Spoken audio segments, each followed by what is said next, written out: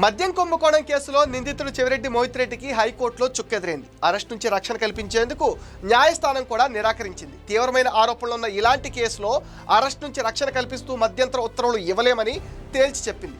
పోలీసులు అరెస్ట్ చేస్తారనే ఆందోళన ఉంటే హైకోర్టులో ముందస్తు బెయిల్ పిటిషన్ దాఖలు చేసుకోవాలని కూడా సూచించింది. తనపై నమోదైన కేసును కొట్టేయాలని, నిందితుల జాబితా నుంచి తన పేరు తొలగించేలా ఆదేశించాలని మోహిత్ చేసిన అభ్యర్థనను తోసిపుచ్చింది. మద్యం కుంభకోణంలో సిఐడి పోలీసులు తనపై నమోదు చేసిన కేసును కొట్టివేయాలని కోరుతూ వైసీపీ నేత చెవిరెడ్డి భాస్కర్ రెడ్డి కుమారుడు తొడా మాజీ చైర్మన్ మోహిత్ రెడ్డి హైకోర్టులో స్క్వాష్ పిటిషన్ వేశారు.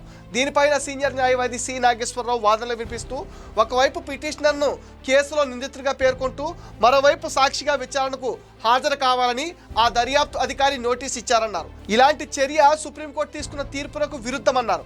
ఈ వాదనలపైన న్యాయమూర్తి స్పందిస్తూ దర్యాప్తులో భాగంగా వివరాలు తెలుసుకునేందుకు సాక్షిగా తన ముందు హాజరు కావాలని మోహిత్ రెడ్డికి నోటీస్ ఇచ్చే అధికారం ఆ అధికారికి ఉంది అన్నారు.